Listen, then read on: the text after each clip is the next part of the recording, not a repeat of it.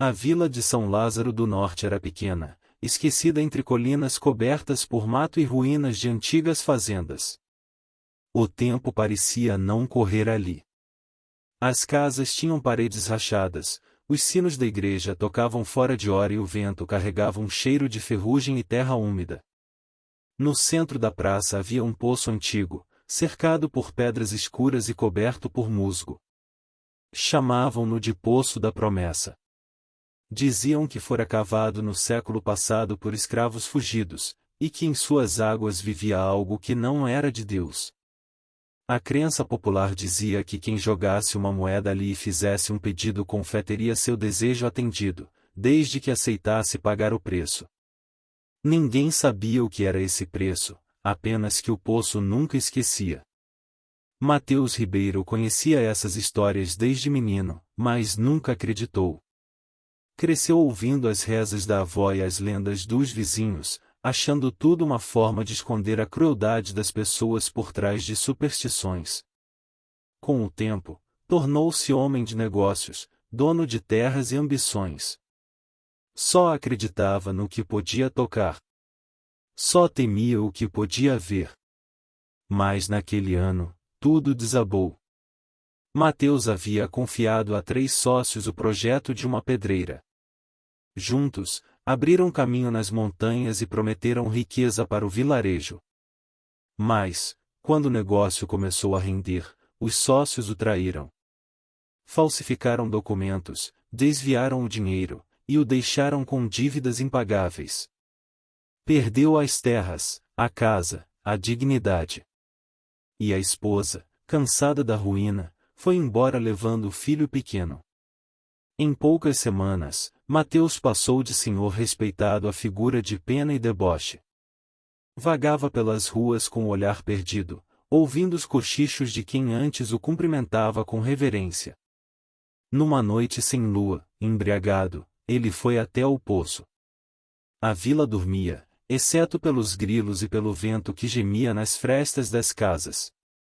A lamparina que ele carregava tremia em sua mão, lançando sombras distorcidas sobre o chão de pedras.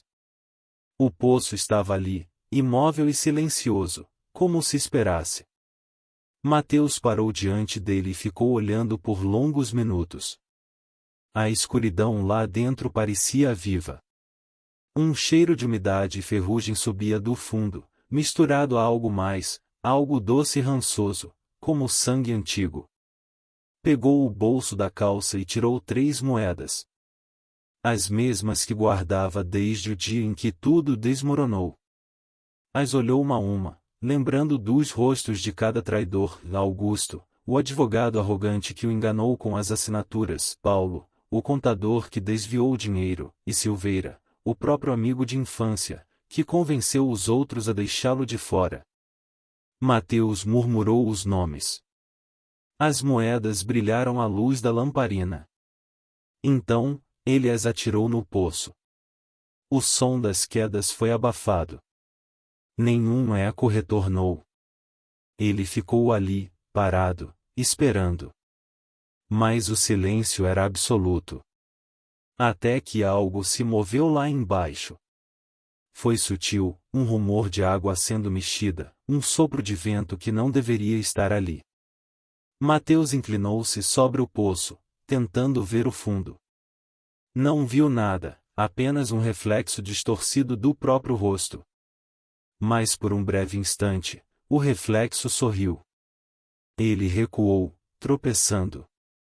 A lamparina quase caiu de suas mãos. Riu nervoso, convencido de que era o álcool. Mas o riso morreu depressa. De dentro do poço veio um som. Um gotejar compassado, lento, como se algo respirasse no fundo. Mateus virou-se e foi embora, tentando esquecer o que ouvirá. Mas, antes de se afastar totalmente, achou ter escutado um sussurro vindo das profundezas. Uma voz baixa, rouca, dizendo o nome dele. No dia seguinte, a vila acordou sob um calor sufocante. O ar estava pesado, as moscas cobriam os becos e até os sinos da igreja pareciam cansados. Mateus não saiu de casa. Passou o dia febril, revivendo a noite anterior como um sonho que se arrastava. Ao entardecer, bateram à sua porta. Era Dona Rita, vizinha curiosa e faladeira. Disse que Augusto, o advogado, fora encontrado morto em casa. A pele do homem estava inchada, e o corpo exalava um cheiro estranho. O delegado achava que fora veneno, mas o médico garantiu que o corpo estava cheio de água. Mateus ficou em silêncio. A mulher continuou falando, descrevendo o inchaço, a pele úmida, o rosto do morto coberto de bolhas. Disse que parecia ter se afogado, mas não havia poça, nem rio, nem nada por perto. Quando ela se foi, Mateus fechou a porta e ficou imóvel por muito tempo. À noite, sonhou com o poço. Sonhou que estava de pé diante dele, e das águas escuras subia uma mão branca, segurando uma moeda. 2 dias depois, o segundo sócio, Paulo, foi encontrado dentro do galpão da pedreira. O corpo estava caído sobre o cimento, com os olhos abertos e a boca cheia de lama. O delegado achou que ele tivesse tropeçado em uma poça, mas ninguém entendeu de onde viera tanta água. Mateus começou a evitar o espelho. Cada vez que olhava o próprio reflexo, via o rosto do poço. Não conseguia mais dormir. A respiração dele parecia vir acompanhada de um outro som, um murmúrio distante, como se o ar ao redor estivesse molhado. No terceiro dia, choveu forte. E quando a chuva cessou, o poço devolveu o primeiro corpo. Foi um menino quem viu. Estava brincando perto da praça, quando algo começou a boiar dentro do poço. Os curiosos se aproximaram. Um cheiro pútrido enchia o ar. Quando finalmente puxaram com cordas, o corpo de Augusto veio à tona, inchado, com as moedas presas nos olhos. O pânico tomou conta da vila. Diziam que o poço estava amaldiçoado. O padre mandou cobrir a abertura com tábuas e pregos. Ninguém mais se aproximou. Mas naquela noite, Mateus não dormiu. Ficou ouvindo o som da chuva e o gotejar insistente que parecia vir debaixo do chão. Sabia que aquilo não era coincidência. Sabia que o poço ouvirá. E que agora estava respondendo. As semanas seguintes foram um tormento. O corpo de Paulo foi encontrado dias depois, arrastado pela enxurrada até o quintal de uma casa. Os olhos estavam abertos, a boca cheia de lama, e no peito havia marcas circulares, como se mãos molhadas o tivessem apertado com força. Mateus começou a sentir o peso do medo e da culpa. Não conseguia se afastar da praça. Passava horas observando o poço fechado, imaginando o que dormia lá dentro. Sentia-se dividido entre horror e fascínio. Às vezes, jurava ouvir vozes. Outras, gotas de água escorrendo pelas paredes, mesmo quando não chovia. Uma noite, acordou com um som vindo da cozinha. Levantou-se e acendeu o lampião. As janelas estavam fechadas, mas o chão estava molhado. Rastros de água formavam um caminho até a porta. Ele a abriu e viu as pegadas levando para fora, em direção à praça. O coração bateu descompassado. Ele seguiu as marcas até o poço. A tampa de madeira havia sido arrancada. A lua refletia na água parada.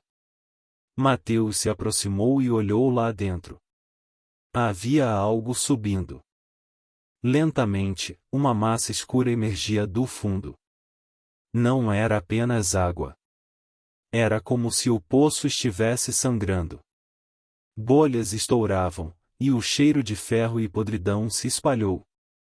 Então, entre as sombras, uma forma humana apareceu. O rosto de Silveira, o último dos traidores, flutuava ali, pálido, os olhos fixos em Mateus. A boca se abriu, mas o som que saiu foi o mesmo gotejar surdo de antes. Mateus cambaleou para trás, gritando. Quando olhou novamente, o poço estava vazio. Mas nas pedras ao redor, 3 moedas brilhavam sob a lua.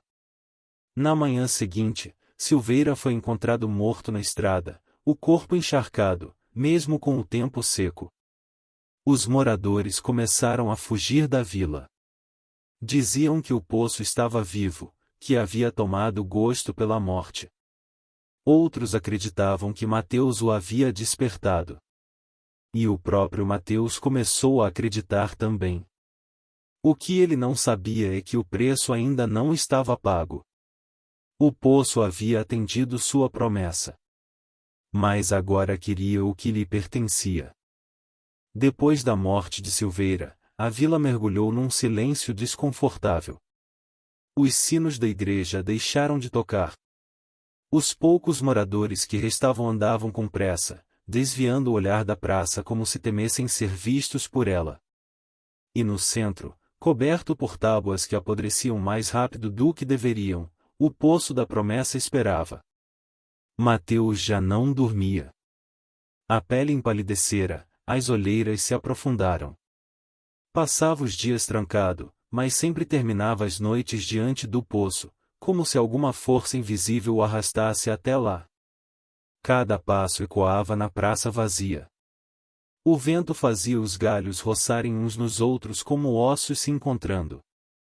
Ele dizia a si mesmo que tudo terminara.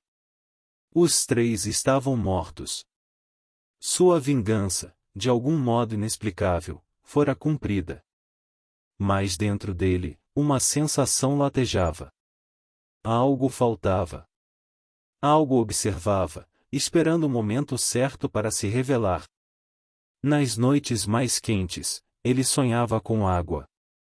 No sonho, o poço era enorme, sem fundo, e dentro dele flutuavam corpos pálidos que se moviam lentamente, arrastados por uma corrente invisível. Entre os corpos, uma criança o chamava, estendendo a mão. E toda vez que ele tentava alcançá-la, acordava sufocado, com a boca cheia de gosto de ferrugem e os lençóis molhados, como se tivesse emergido de um rio. O padre Clemente tentou visitá-lo certa manhã. Bateu à porta, chamando com voz cansada. Mateus abriu, o rosto suado, os olhos fundos. O padre olhou o chão da casa e viu marcas de lama recentes. Um balde d'água virado. E, no canto, 3 moedas sobre a mesa. O padre perguntou se ele estava rezando. Mateus respondeu que não precisava mais. O velho quis insistir, mas algo na expressão dele o fez recuar. Havia em Mateus um vazio silencioso, um tipo de quietude que parecia anteceder o caos. Antes de sair, o padre olhou para o fundo da casa e teve a impressão de ver gotas escorrendo pela parede, formando desenhos como letras. Mas quando piscou, tudo sumira. Naquele mesmo dia, o padre foi embora da vila. Deixou a igreja aberta e o sino mudo. As chuvas começaram outra vez. Noites inteiras de trovões e vento. As águas corriam pelas ruas, e o poço, mesmo coberto, parecia respirar.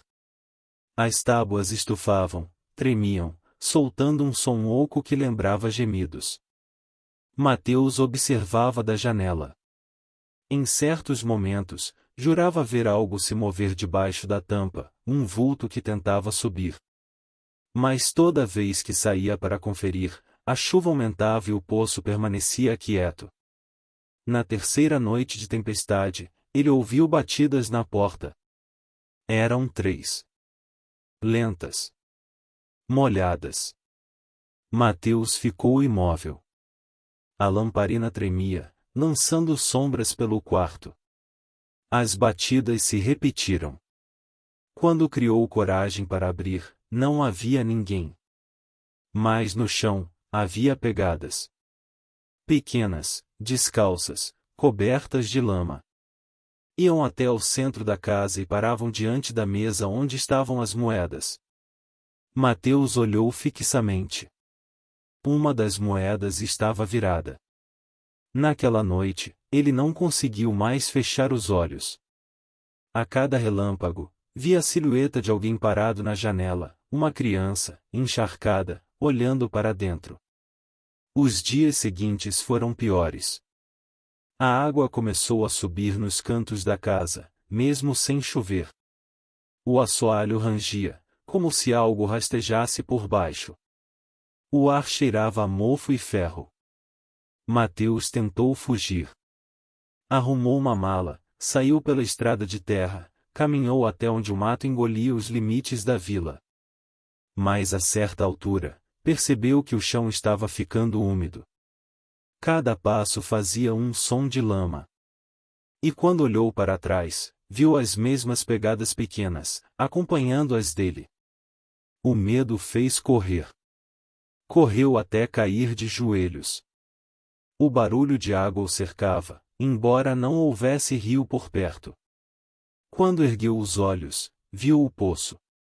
Não sabia como chegará até ali. A tampa havia sido arrancada, e da abertura subia um vapor frio. A água dentro se movia em círculos, girando lentamente. Do fundo, uma voz o chamou. Não era uma voz humana. Era grave, arrastada, como se viesse das pedras. Mateus se aproximou, tentando entender o que dizia. Então a superfície se partiu em bolhas, e algo subiu. Uma mão branca, os dedos longos e finos, emergiu, pingando. Entre os dedos, algo brilhava, uma moeda. Ele reconheceu a mesma que jogara semanas antes. Mas agora, a moeda estava derretida, deformada, como se tivesse queimado em ácido. A mão afundou novamente, e no lugar dela surgiu um rosto. Era o seu. Mas morto.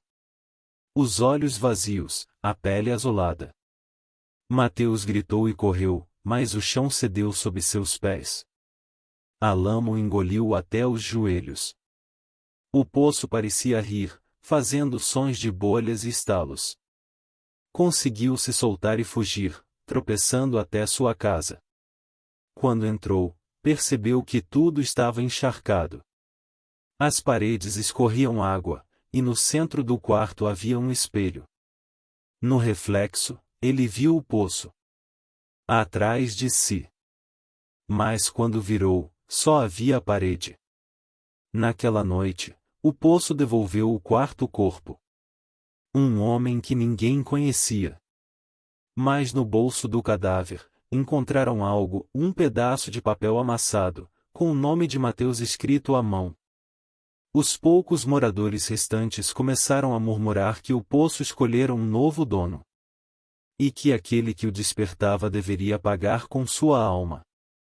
Mateus já não negava. Sabia que aquilo era a verdade. O poço não apenas atenderá seu pedido, ele o ligará às profundezas. Sentia o corpo frio, como se a água corresse por dentro das veias.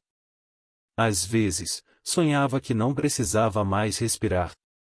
Acordava com o quarto inundado e, por um instante, achava tudo natural. Certa madrugada, ouviu o sino da igreja tocar. Era impossível. O sino estava quebrado havia semanas. Saiu cambaleando até a praça. A lua refletia nas poças d'água, e o som do sino ecoava de dentro do poço. A cada badalada, a água subia um pouco mais. Mateus aproximou-se e viu rostos se formando na superfície.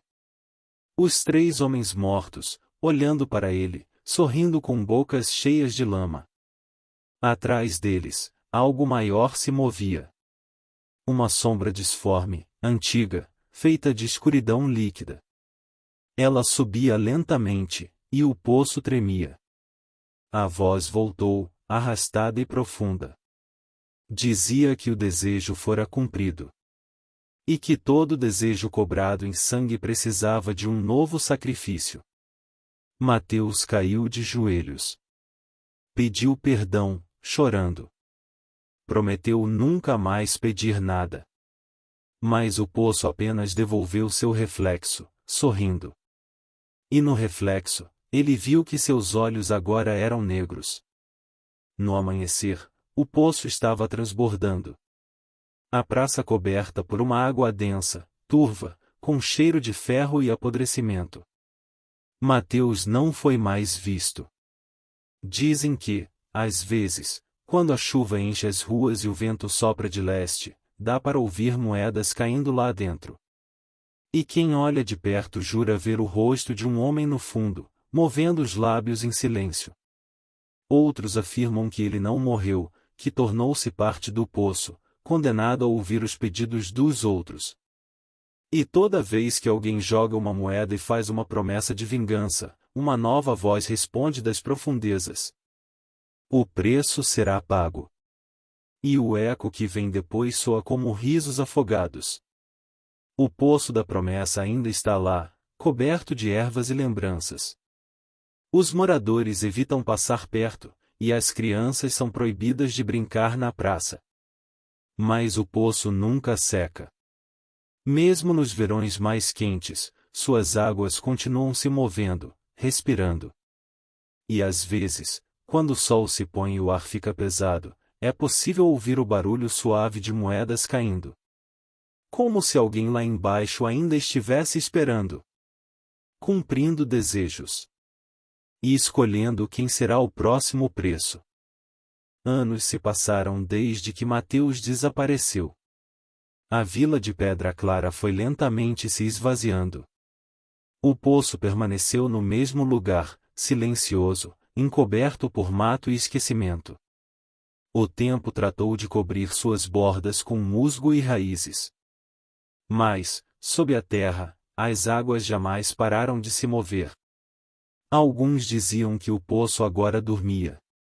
Outros afirmavam que ele apenas esperava, paciente, pelo som de uma nova moeda caindo. E, em certas noites, quando a lua ficava cheia e o vento se calava, o som voltava, um tilintar metálico, tão baixo que parecia vir de dentro da cabeça de quem o ouvia. A história de Mateus virou lenda.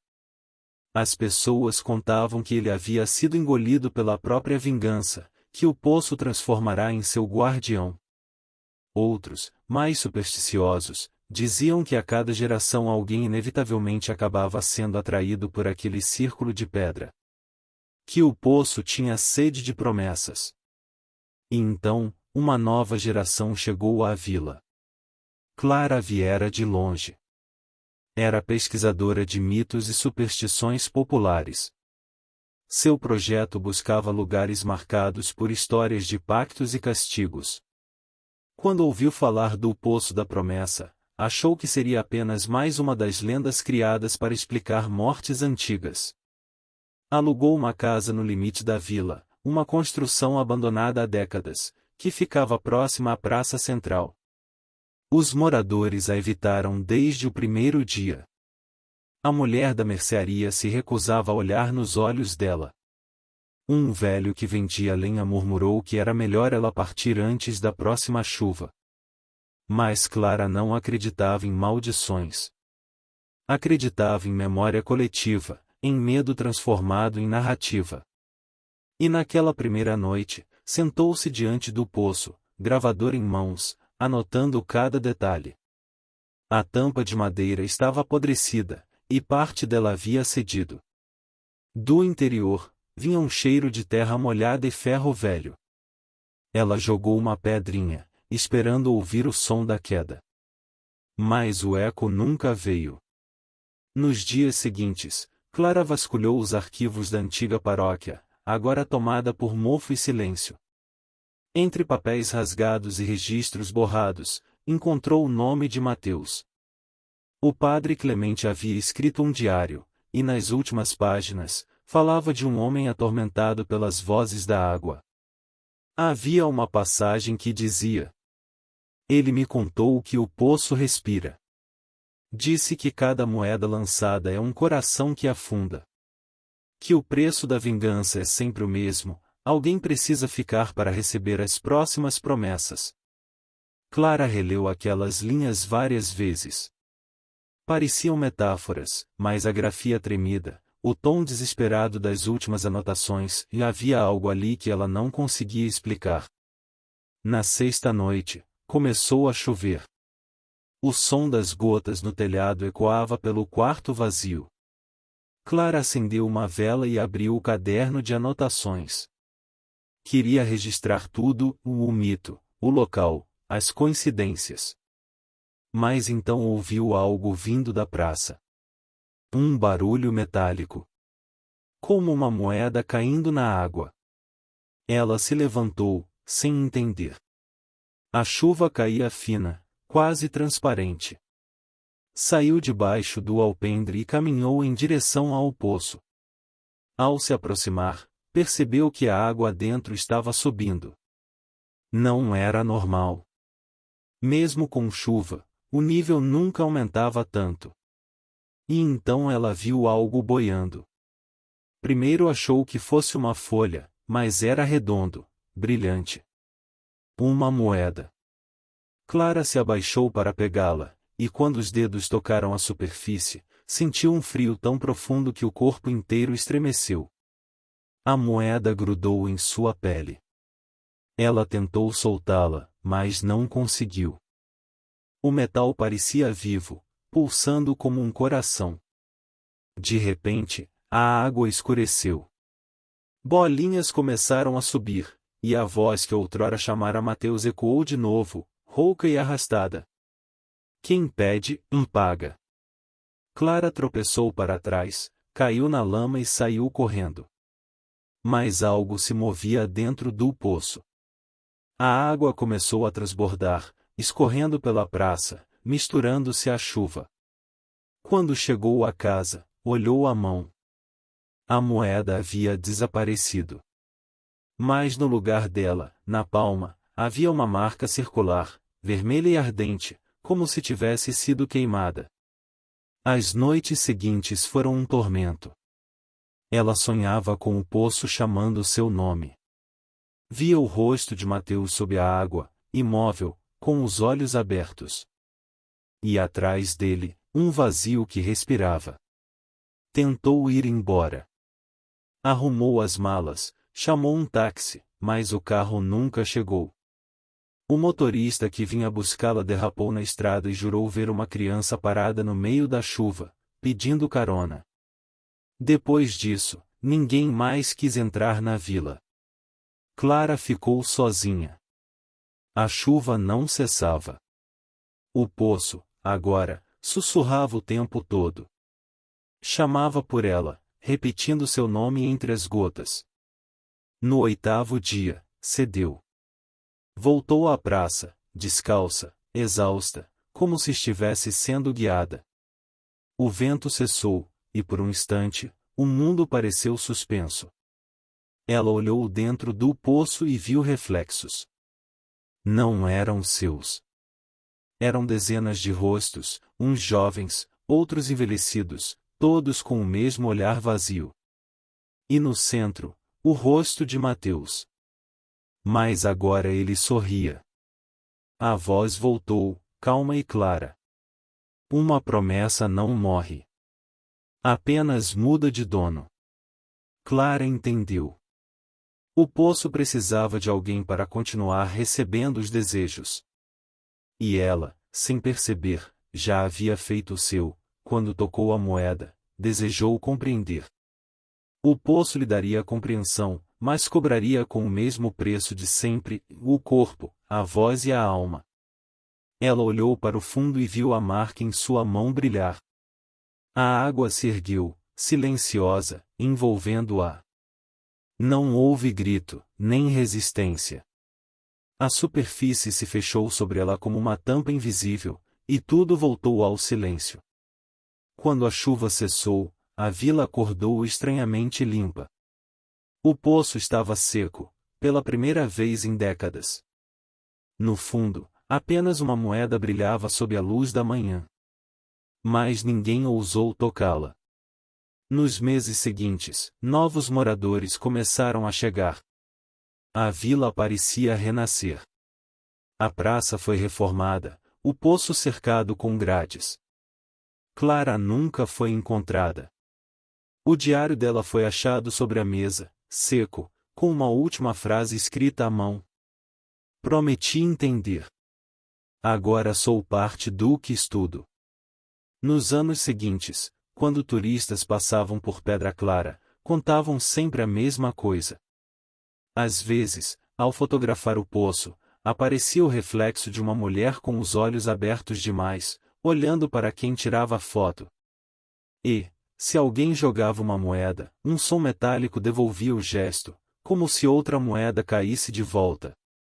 As crianças aprenderam a correr quando isso acontecia. Os mais velhos apenas baixavam a cabeça e murmuravam. Mais uma promessa paga.